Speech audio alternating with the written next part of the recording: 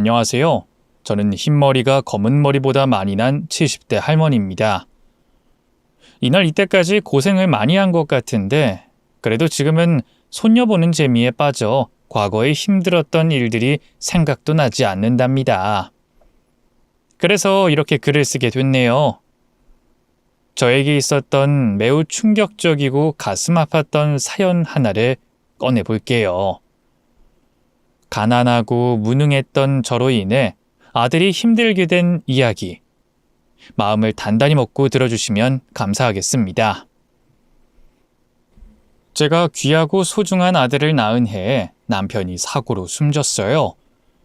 가난하고 어렵게 살던 중 축복이 생겼는데 남편은 아들을 몇 번 안아보지 못하고 세상을 떠났답니다. 그래서 가슴앓이를 하면서도 아들을 혼자 키울 걱정에 하루하루가 걱정이었습니다. 제가 하는 일이 남의 집 밭일을 하며 일당을 받았는데 그 돈으로 아들을 키우기에는 역부족이었어요. 그래서 돈을 더 많이 주는 일을 찾아다녀 봤지만 배운 거 없고 무식했던 제가 할 수 있는 일은 단순 노동밖에 없었습니다. 그래서 아들을 업고 다니며 남의 집 밭일, 논일, 허드렛 일을 하며 살아야 했어요. 버는 돈은 당연히 아들에게 거의 다 쓰게 됐고 저는 하루에 한 끼만 먹거나 아예 굶어가며 지냈습니다. 그렇게 자란 아들은 반항 한 번 하지 않고 훌륭하게 자라줬어요. 사교육 한 번 해주지 못하고 겨우 하루 세 끼 먹이며 키워줬는데 스스로 공부를 열심히 해서 장학생으로 대학을 나왔답니다. 똑똑하고 현명한 아들은 공기업에 들어가게 됐고 회사에서 인정받는 사람으로 자리를 잡았습니다. 제 아들은 생계곤란으로 군 면제를 받아서 사회생활이 빨랐어요. 그래서인지 빨리 돈을 모아서 집을 마련했죠. 그런데 그 집을 제 명의로 해서 선물을 줬답니다.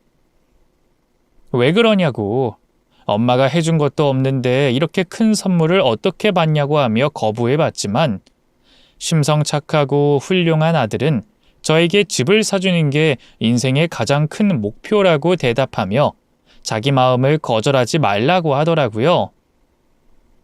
이에 저는 자격이 없지만 아들의 큰 효도를 받게 됐고 편한 노후를 보낼 수 있게 됐습니다.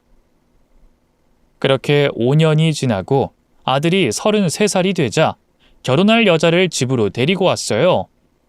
저는 기대를 하고 진수성찬을 차렸는데 예비 며느리가 집으로 들어오는 순간 놀라지 않을 수 없었습니다.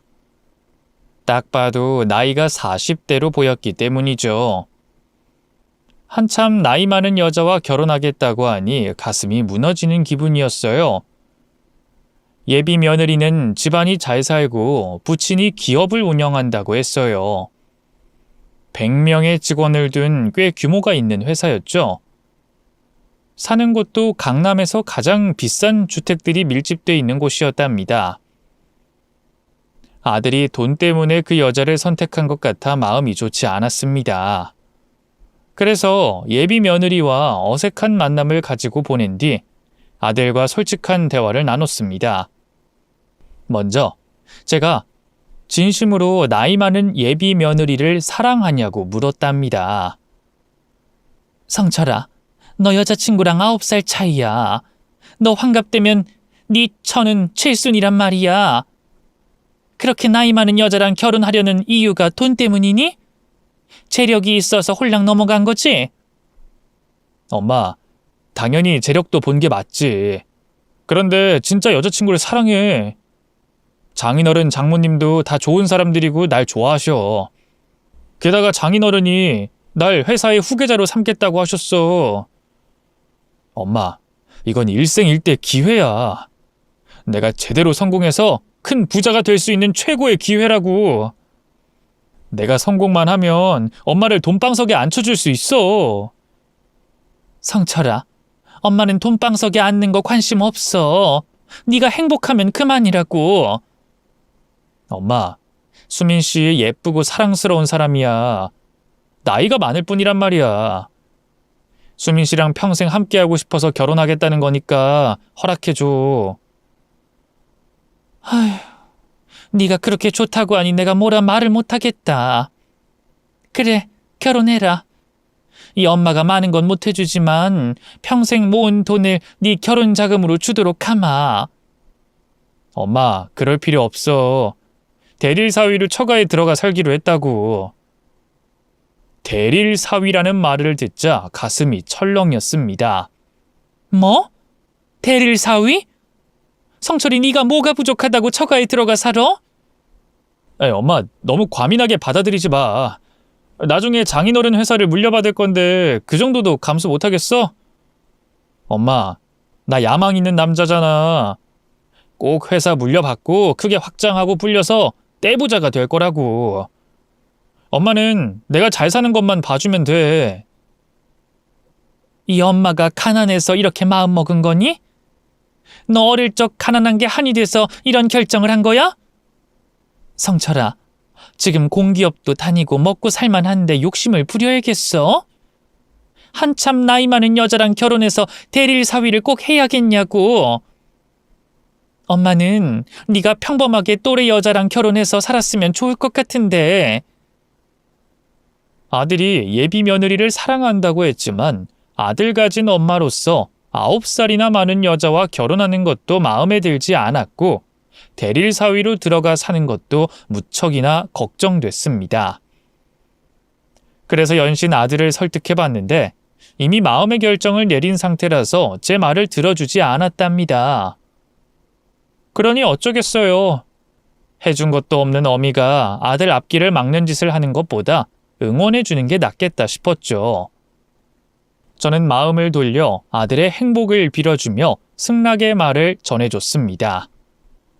그래서 얼마 뒤 상견례 자리에서 사돈내외를 만나게 됐습니다. 두 사람은 말이 별로 없었어요. 그냥 이 결혼을 빨리 시켜서 애들이 잘 살도록 도와주고 제 아들을 후계자로 잘 키우겠다는 의지만 보여줬답니다. 그리고 저에게 바라는 건 아무것도 없다고 말하더라고요. 저는 아무리 그래도 아들 장가 보내는데 어떻게 빈손으로 보낼 수 있겠냐며 뭐라도 마련해서 드리겠다고 말했습니다.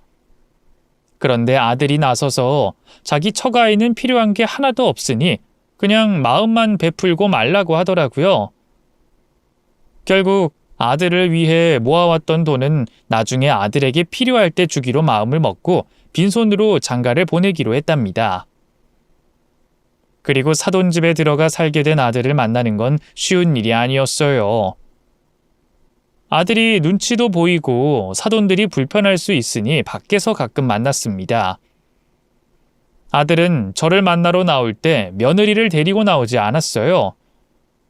제가 둘이 잘 지내는지 궁금해서 같이 보자고 해도 자기 처가 바빠서 시간 내는 게 어렵다고 핑계를 대며 아들 혼자 나와서 저와 시간을 보냈답니다. 한 달에 겨우 한 번 볼 수 있었는데 날이 갈수록 아들의 표정이 좋지 않았어요. 사돈집에서 눈칫밥을 먹고 살아서 그런지 얼굴과 몸이 많이 말라 있었답니다. 제가 해줄 수 있는 건 아들에게 따뜻한 집밥뿐이었기 때문에 한두 달에 한 번씩 집으로 불러 보양식을 해먹였네요. 그러던 어느 일요일에 아들이 그렇게 오지 말라고 했던 사돈집에 찾아갔습니다. 양손에 반찬을 바리바리 싸들고 가서 제 아들을 잘 부탁한다고 인사드리려고 말이죠. 대궐 같은 주택 앞에서 초인종을 울렸더니 가정부가 나왔어요. 제가 아들의 엄마라는 걸 밝히고 사돈 식구들에게 인사하러 왔다고 전하니 잠시 물어보고 온다며 저를 대문 앞에 세워두더군요. 이윽고 가정부가 들어와도 좋다고 말하자 바로 대궐 같은 사돈집 안으로 들어갔습니다. 집은 밖에서 보는 것보다 안이 훨씬 더 훌륭하더군요.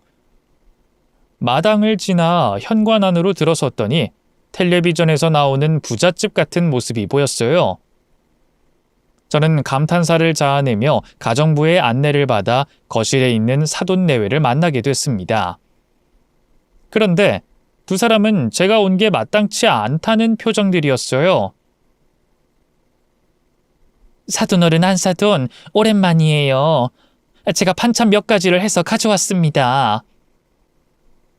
제가 억지로 살가운 척하며 인사를 했더니 안사돈이 소파에 다리를 꼬고 앉은 채 대답하더군요. 이런 거 필요 없는데. 사돈, 우리 집에 일하는 가정부들이 다들 한식 자격증을 기본으로 가지고 있는 사람들이에요. 게다가 음식점에서 손맛 좋기로 소문난 고급 인력이라고요. 아유, 그러시구나. 그래도 제가 만든 것도 맛있을 테니 나중에 드셔보세요. 그래요. 가지고 온 성의가 있으니 받아는 드릴게요. 이거 전해주러 오신 거예요? 아니면 무슨 할 말이라도? 특별히 드릴 말씀이 있는 건 아니고 제 아들 잘 좀 부탁한다는 의미로 찾아왔습니다. 사돈어른 안사돈, 우리 애 좀 잘 봐주세요. 부모 잘못 만나서 가난하게 커서 그렇지 애는 엄청 똑똑하고 지혜로운 아이예요. 저희도 알아요. 그러니까 우리 집에 사위로 드렸죠. 지금 회사에서도 일 아주 잘하고 있고 집에서도 한 식구로 잘 지내고 있습니다. 그러니 괜한 걱정하지 마세요. 이렇게 찾아와서 부탁하시니까 꼭 우리가 이 서방을 못 살게 구는 것처럼 느껴지네요. 사돈 내외가 괜한 오해를 한 것 같아 제가 손사래를 치며 절대 그렇게 생각하지 않는다고 말했습니다. 그리고 분위기가 저를 반갑게 생각하지 않는 것 같아 서둘러 사돈 집에서 나오고 말았네요. 그렇게 조금 불편한 사돈 집에는 더는 찾아가지 못하고 아들을 밖에서 만나는 것으로 만족해야 했습니다. 한 달에 한 번씩 시간을 냈던 아들은 일이 바빠졌다며 2달에 한 번씩 제 집을 찾아왔어요. 며느리를 데리고 오면 좋을 텐데 역시나 혼자 왔답니다. 성철아, 새애기는 많이 바쁘니? 아니면 시댁에 오기 싫어서 오지 않는 거야? 내가 잡아먹는 것도 아닌데 너무하는 것 같구나. 결혼식 이후에 딱 한 번 집에 오더니 그 이후로는 콧배기도 보이지 않네.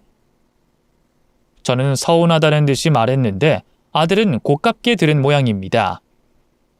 제가 며느리 욕을 하는 줄 알고 버럭 짜증을 내더군요. 엄마, 집사람이 바쁘면 못 올 수도 있지. 왜 그런 거로 싫은 소리를 해? 막말로 집안 빵빵하고 잘난 여자가 시댁에 와서 시모 비위 맞추겠어? 뭐?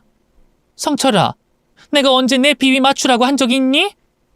나도 잘난 며느리랑 얘기도 나누고 친해지고 싶어서 하는 소리야. 그리고 며느리가 됐으면 시어머니한테 안부 전화도 먼저 하고 가끔 찾아와야 하는 거 아니니? 한 가족이란 게 뭔데? 얼굴 보고 지내는 정도는 해야 하는 거 아니야? 됐네요. 엄마가 뭐 대단한 사람도 아니면서 집사람이랑 친해지려고 그래. 엄마 지난번엔 연락도 없이 처가에 찾아왔지? 그거 처부모님이 굉장히 불편하게 생각하고 계셔. 제발 마음대로 판단하고 움직이지 마. 날 가난하게 키웠으면 이제라도 잘 살게 내버려 두란 말이야. 괜히 콧바뜨리는 행동하지 말고. 지금 너 뭐라고 그랬니? 내가 네 인생을 방해한다는 거야?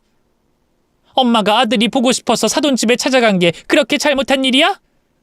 그리고 가난하게 키웠다고 날 비난하는 거니? 성철이 너 결혼 후에 많이 변했구나. 착하고 순한 녀석이었는데 이젠 엄마한테 상처 주는 말을 아무렇지 않게 하는구나. 아이, 짜증내. 내가 결혼 후에 변한 게 아니라 늘 가슴에 화가 차 있던 걸 분출하지만 않은 거야. 늘 가난하게 사는 게 치욕스럽고 원망스러웠어. 엄마 잘 만났으면 그렇게 고생하면서 크지 않을 거란 생각을 하루에도 수천 번 했다고. 난 착한 아들 아니야. 화도 많고 엄마 미워하는 마음도 많단 말이야. 그러니까 제발 나 사는 것에 방해하지 마. 조금만 더 있으면 장인어른의 후계자가 돼서 출세할 거라고. 운전기사랑 가정부가 딸린 집에 살면서 떵떵거리며 살 날이 머지 않았다고. 그러니까 괜히 주제 넘은 소리 하면서 날 가르치려고 들지 마. 알았어? 아들이 제 가슴에 못을 박는 말을 하자 눈물이 왈칵 쏟아지더군요. 아들에게 화가 나기도 했지만 많은 걸 못해주고 키워서 서운한 게 많아 한이 된 것 같아서 죄스럽다는 생각이 들었습니다. 그렇게 아들 성철이는 화를 내고 제 집에서 떠나버렸고 저는 앞으로 아들의 앞길을 막는 행동을 하지 말아야겠다고 다짐했습니다. 그래서 며느리에게 안부 전화도 하지 않았고 사돈 집에는 절대 찾아가지 않기로 했답니다. 그러던 어느 날 주말에 산책을 하다가 멀리서 며느리의 얼굴이 보였습니다. 옆에 남자가 있었는데 제 아들이 아닌 사람이었어요. 두 사람은 입가에 미소가 가득했고 엄청 다정해 보였습니다. 누가 봐도 바람을 피우고 있는 거라 생각이 드는 분위기였답니다. 이에 저는 가만히 있지 않고 바로 며느리 앞으로 다가가서 말을 걸었습니다. 얘 새아가, 너 지금 여기서 뭐 하는 거니? 어머님 오랜만이에요. 아 맞다. 어머님 여기 근처 사시죠? 제가 자주 찾아뵈야 하는데 일이 많이 바빴네요. 안부 인사는 집어치우고 이 남자 누군지 설명해줘야 할 것 같구나. 너 내 아들 두고 바람 피우는 거냐? 네? 어머님, 지금 뭐라고 하셨어요? 바람이요? 어떻게 그런 막말을... 이분 제 사촌 오빠예요. 저는 그 순간 아차하고 가슴이 쿵 주저앉았습니다. 큰 실수를 한 것 같아 바로 며느리와 사촌 오빠 되는 사람에게 오해해서 미안하다고 사과했답니다. 아이고, 내가 노망이 들었나. 새아가 미안하다. 오빠분께도 너무 죄송합니다. 아이고, 늙으니까 괜한 오해를 했네요. 아, 그 미니 시어머니시군요. 괜찮습니다. 뭐 저희가 사촌이고 전혀 닮지 않아서 가끔 오해받곤 해요.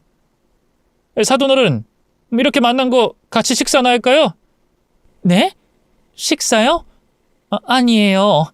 사돈끼리 만나서 좋은 시간 보내려는데 제가 망칠 수가 없죠.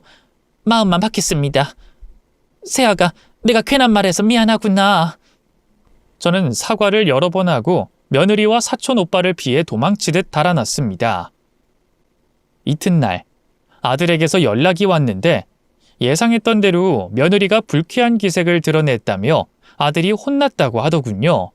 성철이는 저에게 왜 자꾸 걸리적거리는 짓만 하고 다니냐며 짜증을 심하게 부렸답니다. 제발 방해되는 짓 좀 하지 말아달라며 전화를 끊었네요. 제가 생각해도 저 같은 어미를 뒀으면 원망스럽고 화가 날 것 같다는 생각이 들었습니다. 혼자 지내고 아들과 사돈 식구들에게 무시를 당하니 제 자존감은 바닥으로 떨어지게 돼 많이 소심해졌답니다. 그래서 아들에게 전화를 거는 것 자체가 눈치가 보여서 아무 짓도 하지 않았어요. 아들은 3개월이 지나는 동안 문자 한 통도 없었습니다. 이러다 진짜 저를 평생 보고 살지 않으면 어쩌나 하는 걱정이 들었죠. 자식 가진 부모라면 제 마음을 알아주시리라 믿습니다.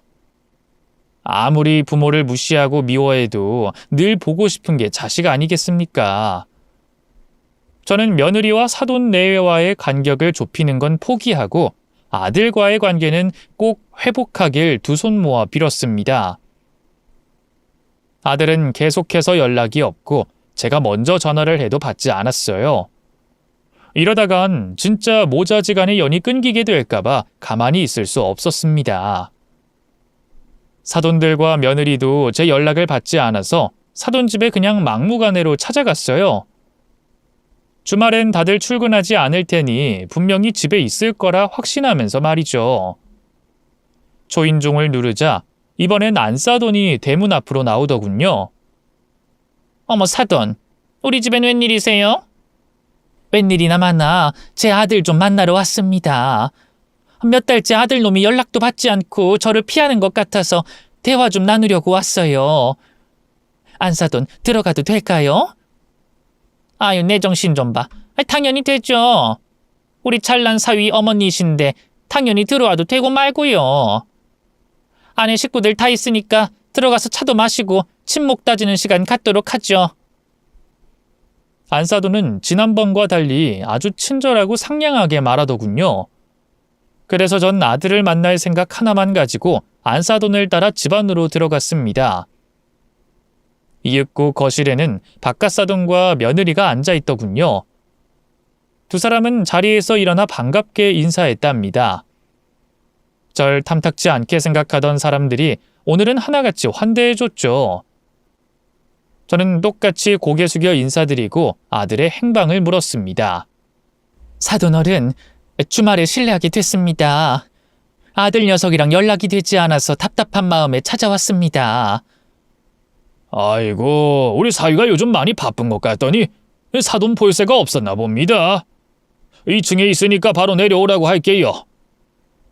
바깥사돈이 손짓을 하자 가정부 하나가 급하게 2층으로 가서 아들을 데리고 내려왔어요. 저는 오랜만에 본 아들을 향해 환한 미소를 지었습니다. 저에게 모질게 굴고 짜증을 부렸던 기억이 사라지고 반가운 마음만 남아 있었네요. 성철아, 그동안 잘 지낸 거야? 아유, 얼굴이 많이 헬쑥해졌네. 왜 엄마 전화를 안 받는 거야? 전에 서운한 게 그렇게 많았니? 그러자 아들은 퉁명스럽게 말하더군요. 제가 마음대로 여기 오지 말랬잖아. 뭐 한다고 찾아온 거야? 응? 아니, 난 그냥 네가 잘 지내는지 보고 싶어서. 그리고 엄마가 아들 보고 싶어 하는 건 당연한 일이잖아. 성철아, 우리 3개월 넘게 못 봤어. 오랜만에 본 엄마한테 그렇게 말하지 마. 어이씨구, 누가 들으면 날 엄청 귀하게 키운 줄 알겠어. 엄마, 난 엄마랑 살지 않아서 숨통이 트여. 이제 좀 마음 잡고 재밌게 살고 있는데 또 방해하러 온 거야? 이번엔 집사람 말고 장인어른 장모님한테 뭘 따지려고 온 거야? 너 내 아들 맞니? 왜 말을 그렇게 하는 거야? 네가 엄마 때문에 고생하면서 큰 건 알겠는데 그렇다고 엄마를 안 보고 살아 숨통이 트인다니 말이 너무 심하구나. 심하긴 뭐가 심해. 난 엄마한테 할 만큼 했다고 생각해. 스스로 대학도 가고 취업도 했고 돈 벌어서 엄마한테 집도 사줬어. 그 정도면 할 만큼 한 거 아니야? 뭘 더 바라길래 날 놓아주지 않는 거야? 아들은 지난번에 봤던 것보다 훨씬 더 눈빛이 매서워졌습니다. 눈꼬리도 올라가 있었고 인상 자체가 딴 사람처럼 느껴졌답니다. 그리고 대화를 시도하면 할수록 저를 원망하는 말만 늘어났어요. 성철아, 엄마는 너한테 바라는 거 없어. 나한테 사준 집 돌려달라고 하면 바로 줄 수 있다고. 엄마는 그저 아들내미가 보고 싶어서 온 거야. 우리 가끔은 만나면서 지내면 안 되겠니? 연락을 끊고 지내지 말고 전처럼 다정한 모자지간으로 지내자고. 다정한 모자 좋아하시네. 내가 엄마 속 모를 것 같아? 내가 돈 많은 집에 장가 왔으니 괜히 뜯어먹을 거 없나 싶은 거잖아. 그래서 아예 대놓고 이 집에 찾아온 거고. 됐어. 다 필요 없으니까 나가. 나한테 엄만 지옥 같은 존재란 말이야. 아들 녀석이 제 가슴을 찢어버리는 말을 연신하며 내쫓으려 하는데 사돈 식구들은 아무도 말리지 않았습니다. 뭐가 있어도 단단히 있는 것 같았어요. 꼭 이 집안 사람들이 조롱하는 것처럼 느껴졌답니다. 저는 아들이 막말을 실컷 해도 진심이 아니라는 걸 믿고 설득하려고 했어요. 성철아, 우리 나가서 이야기 좀 하자. 여기서 이럴 게 아니라 우리 둘이 나가서 조용히 대화 좀 하자고. 그랬더니 바깥사돈이 저와 아들 사이를 가로막으며 저를 말리더군요. 사돈, 그만하세요. 이 서방이 지금 많이 흥분한 것 같으니까 오늘은 그냥 돌아가시고 다음에 만나도록 하세요. 그게 무슨 말씀이세요? 쌓인 게 있으면 바로 풀어야지 왜 나가라는 겁니까? 비키세요. 저는 아들 녀석과 대화 나누지 못하면 한 발짝도 움직이지 않겠습니다.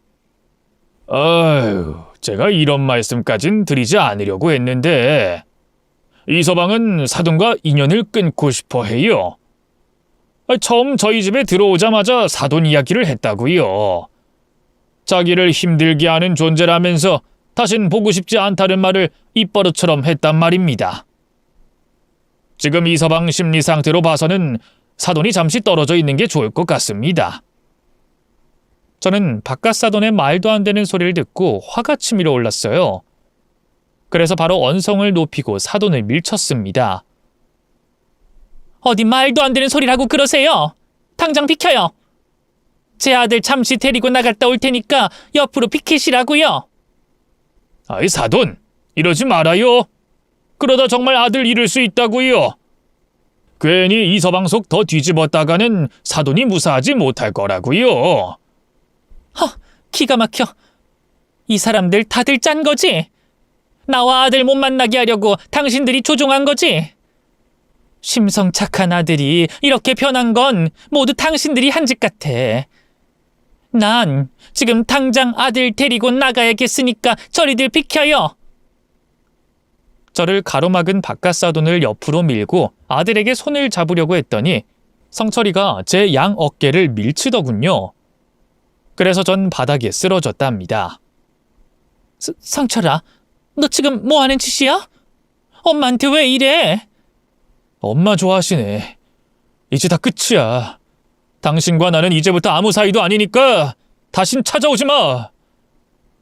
나이 30이 넘어서야 제대로 된 행복을 느끼게 됐는데 그걸 당신이 방해하고 있는 거라고. 앞으로는 찾아와도 만나주지 않을 테니까 영영 날 볼 생각하지 마. 아들이 무섭게 내려다보며 저에게 경고를 했는데 아주 무서웠습니다. 제가 키운 아들의 모습은 온데간데 없었고 완전히 다른 사람이 서 있었죠. 사돈 식구들은 뒷짐을 지고 고개를 흔들며 자기들이 시키는 대로 그냥 나갈 것이지 왜 험한 꼴을 보게 됐냐며 혀를 차더군요. 아들이 가정부들에게 저를 내보내라고 명령하자 저는 사돈 집에서 질질 끌려나갔습니다. 아들이 조금씩 변하고 있던 건 알고 있었지만 이렇게 완전히 딴 사람으로 변해버린 걸 보니 마음이 착잡했어요. 그리고 진심을 말하는 것 같아 가슴이 공허하고 쓸쓸했답니다. 집으로 돌아가며 많은 생각을 해봤는데 아들의 경고대로 엄마로서의 자격이 없는 것 같아 앞으로는 아들을 찾아가지도 연락하지 않기로 결심했어요. 저도 사람인지라 아들에게 그런 취급을 받으니 상처가 심하게 골아 당분간은 조용히 아무것도 하지 않고 지내기로 했습니다. 그날 이후 사돈 식구들 중 누구에게도 연락이 오지 않았고 저 또한 연락하지 않았답니다. 나중에 아들이 찾아와 용서를 빌면 호되게 혼쭐을 낼 생각을 하고 있었죠. 하지만 아들 녀석은 몇 달이 지나도 깜깜무소식이었습니다. 얼마 뒤에는 아들의 목소리만 들어보려고 전화를 걸었는데 번호를 바꿔서 없는 번호로 뜨더군요. 그날은 정말 많이 울었습니다. 아들이 저를 보기 싫다고 전화번호까지 바꾼 걸 보니 정말 슬프고 아팠답니다. 그렇게 괴로운 마음으로 지내다 보니 어느새 저도 아들을 미워하고 원망하고 있더군요. 아들 사진을 보면 나쁜 자식이라는 단어가 바로 입에서 튀어나왔답니다. 그러던 어느 날이었어요. 모르는 번호로 전화가 걸려와서 받았는데 아들의 목소리였답니다. 저는 성철이를 많이 미워하고 있는 줄 알았는데 목소리를 듣자마자 기뻐서 눈물이 쏟아졌어요. 성철아, 너 어떻게 된 거야? 이 엄마 진짜 안 보고 살짝정이었니? 내가 잘못했다. 가난하게 키운 것도 미안하고 너에게 짐만 되는 애미라서 진심으로 미안하다. 이 엄마가 사과할 테니 제발 얼굴 좀 보여줘. 그러자 아들은 술에 취했는지 혀가 꼬부라진 말투로 대답했습니다. 엄마, 미안해. 내가 잘못했어. 모두 진심이 아니야. 그냥 그것만 알아줬으면 좋겠어. 엄마, 나 찾지 마. 이게 마지막 전화야. 내가 전에 화내고 그랬던 거 모두 미안해. 이젠 엄마 얼굴 보는 거 힘들어서 안 되겠어. 그만 연락해. 성철아, 술 취했니? 너 지금 무슨 말 하는 거야? 마지막 전화라니? 너 엄마한테 왜 그렇게 상처만 주는 거야? 미안해. 이 못난 아들이 이거밖에 안 되는 인간이었어. 엄마, 다신 날 찾지 마. 이만 끊을게. 아들은 그렇게 통보를 하고 전화를 끊어버렸습니다. 저는 바로 휴대폰에 찍힌 번호로 전화를 걸었는데 수신이 금지된 전화라고 뜨더군요. 아무래도 공중전화에서 전화를 걸었던 것 같습니다. 이렇게까지 통화를 했는데 어느 부모가 가만히 있겠어요. 아들에게 무슨 큰일이 있는 것 같았으니 모두 알아내고 해결하기로 결심했습니다. 며칠 뒤 아들이 일하는 사돈 회사에 찾아갔는데 거긴 보안이 아주 심해서 제가 발을 붙이지도 못했답니다. 입구에서 바로 경비가 붙잡는 바람에 아들을 볼 수 없었어요.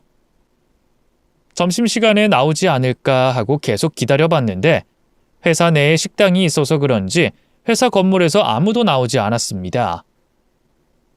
저녁까지 기다리자 직원들이 퇴근하는 모습이 보였는데 어찌된 일인지 사돈과 아들은 나타나지 않았답니다. 그래서 결국 사돈 집으로 발길을 돌렸어요. 엇갈렸는지 아니면 회사가 아닌 다른 곳을 다녀왔는지 모르지만 사돈 집에 가서 밤까지 기다리면 만날 수 있지 않을까 하는 생각이 들어 사돈 집 앞으로 찾아갔답니다. 그런데 왜인지 초인종을 누르고 싶지 않았어요. 제가 온 걸 알면 뭔가를 숨길 것 같은 느낌이 들었죠. 그래서 전 사돈 집의 높은 담벼락을 낑낑대며 올라가 화단에 뛰어내렸답니다. 마당을 살금살금 걸어가서 집안이 훤히 보이는 창가에 다가섰어요. 창문이 절반쯤 열려 있어 슬쩍 엿보고 들을 수 있을 것 같았습니다.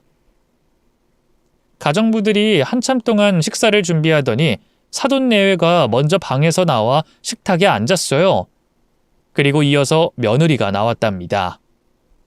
그 다음은 며느리의 사촌 오빠가 고등학생으로 보이는 아이와 같이 식탁에 앉더군요. 집안 행사가 있어서 와 있나 하고 생각했죠. 어찌됐든 저는 아들이 잘 지내는지 확인할 생각으로 기다렸습니다. 이윽고 삐쩍 마른 아들이 거실로 나와 식탁이 아닌 바닥에 무릎을 꿇고 앉았답니다. 이게 무슨 상황인지 알 도리가 없었죠. 그런데 가정부 하나가 아주 작은 찻상에 물을 만 밥과 단무지를 아들 앞에 내려놓더군요.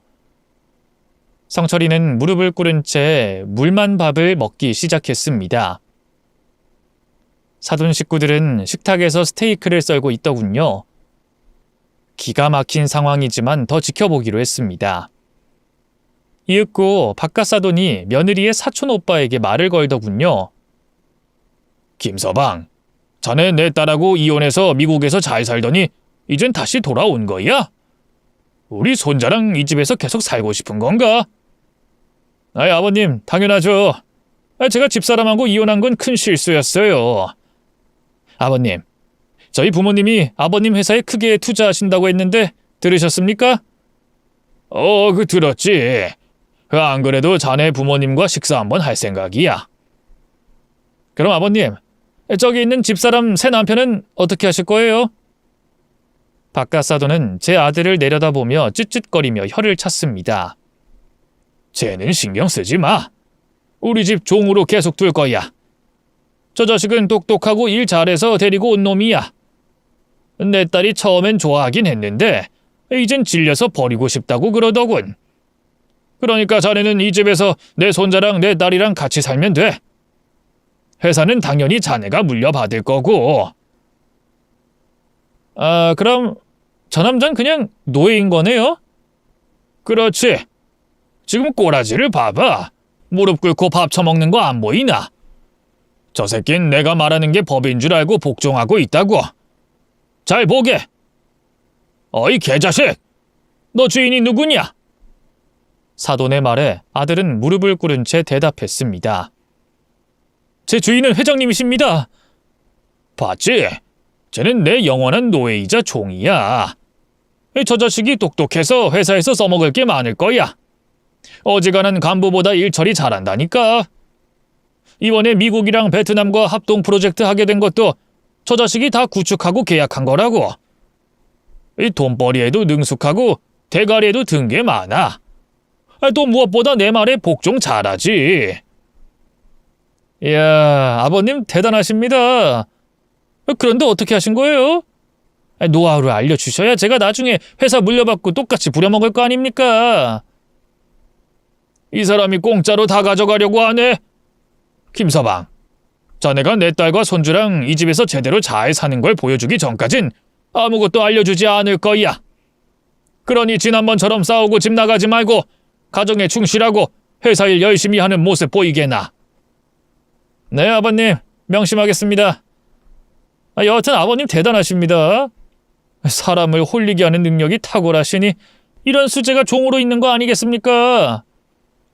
내 말 한마디면 저 새낀 무슨 짓이라도 다 해.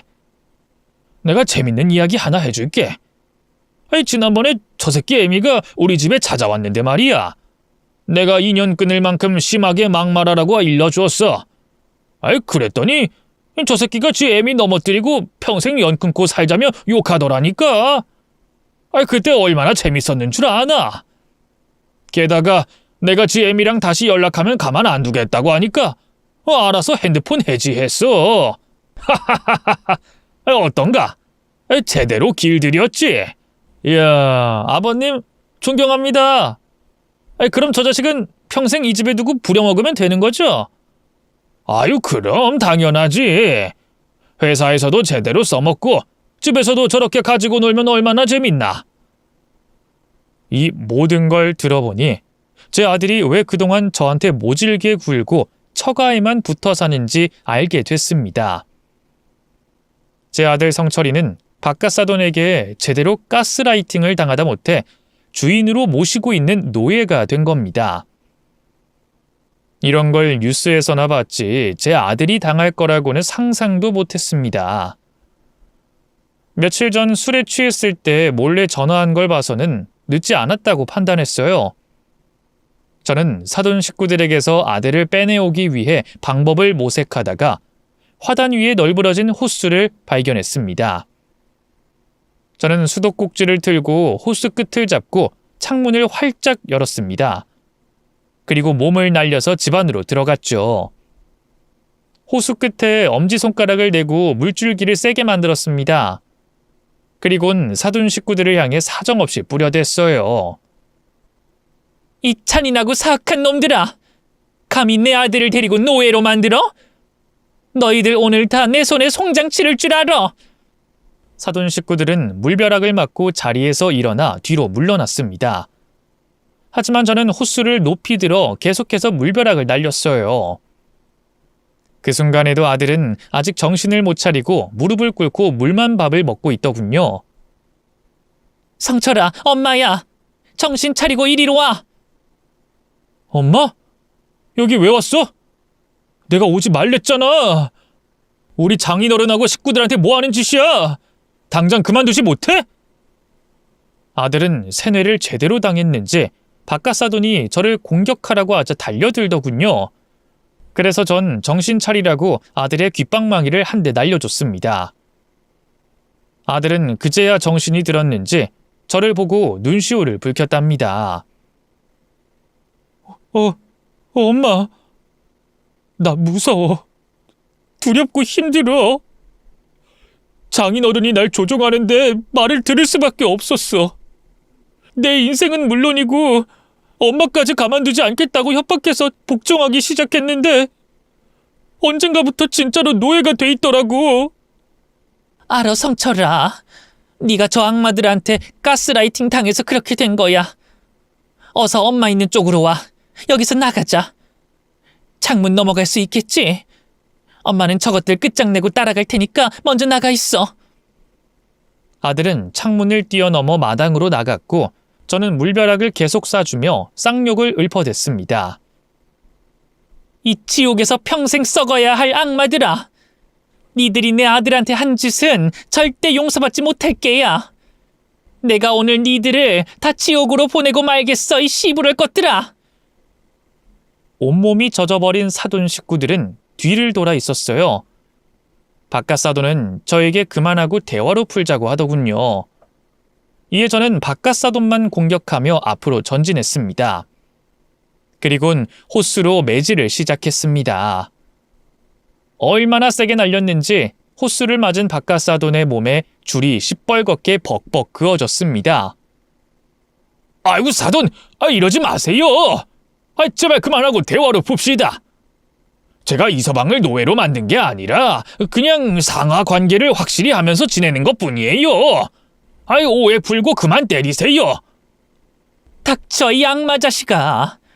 오늘 네 식구들은 다 퇴질 각오하는 게 좋을 거야.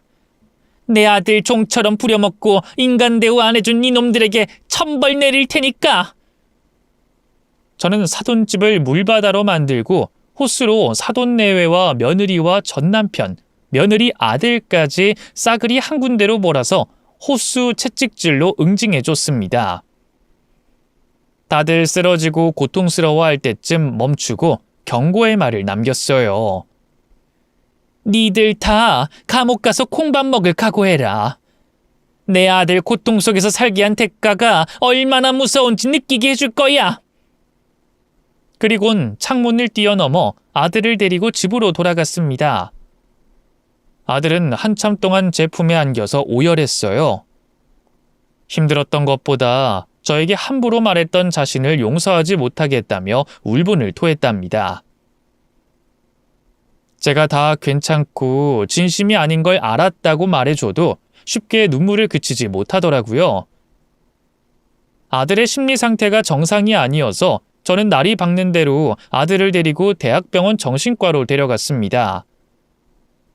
아들이 그동안 사돈집에서 당해왔던 모든 일을 말하자 의사 선생님은 정신을 조작하고 왜곡된 현상으로 보인다고 말했고, 덧붙여 우울증 증상이 있어 쉽게 가스라이팅을 당했다고 전했습니다.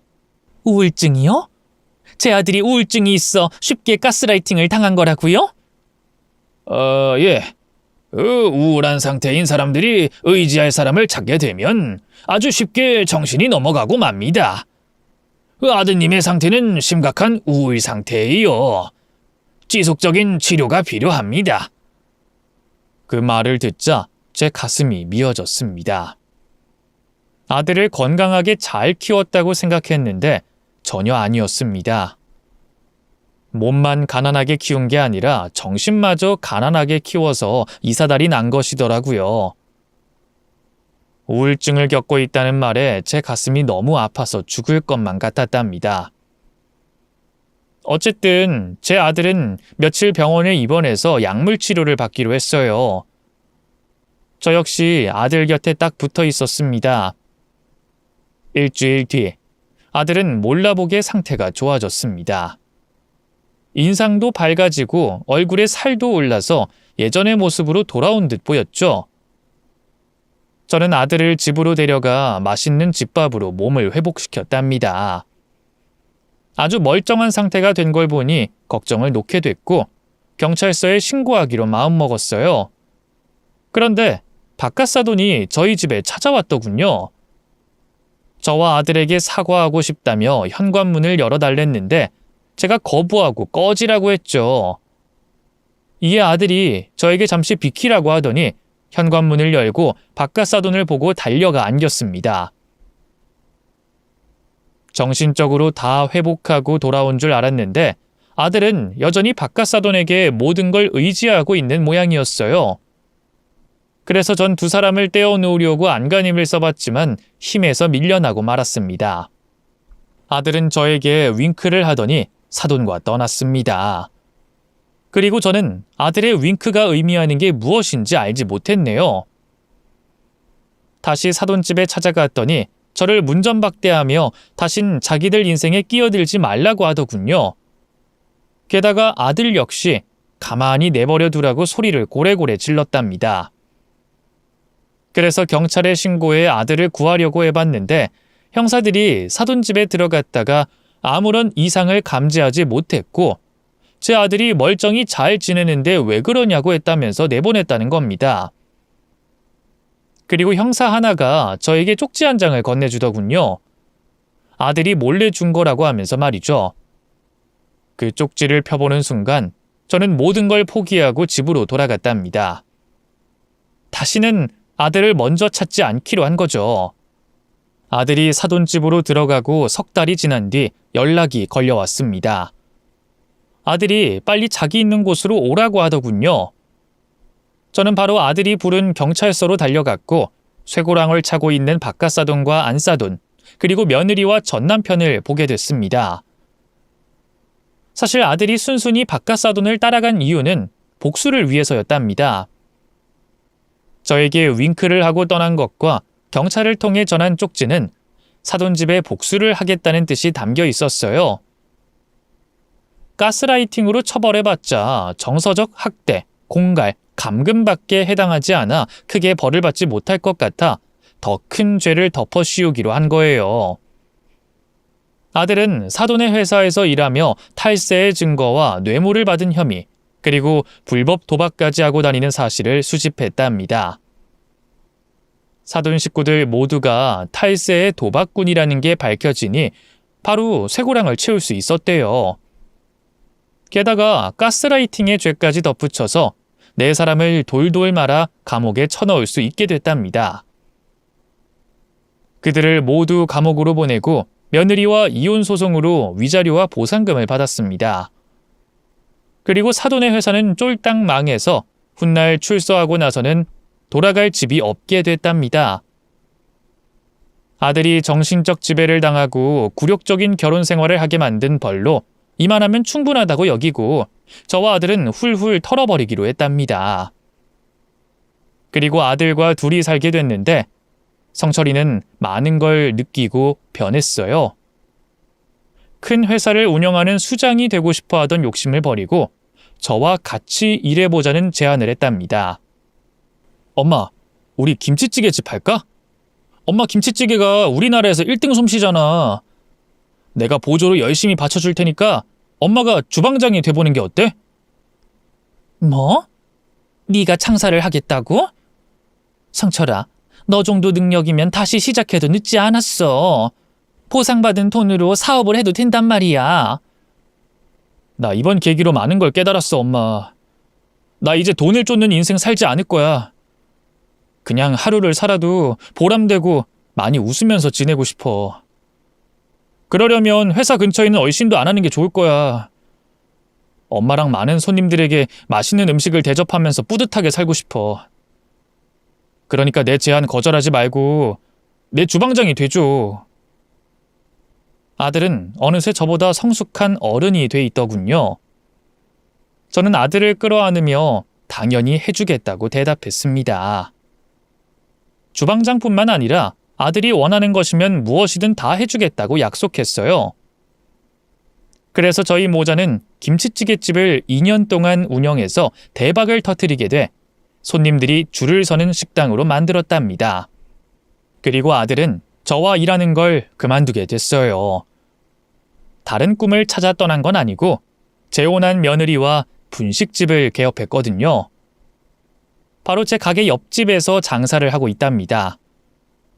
그래서 매일 얼굴 보고 바쁠 때 서로의 가게를 도와주며 밥도 거의 매일 같이 먹고 있습니다.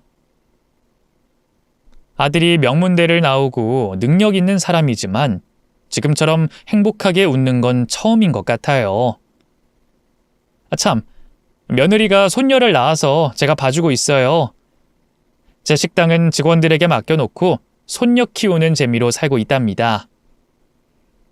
이렇게 재밌는 인생을 찾게 돼 아들에게 너무나 감사한 마음입니다. 제 사연은 여기서 막을 내려야겠네요. 그럼 모든 가정에 행복이 가득하시길 기도하며 물러가겠습니다. 안녕히 계세요.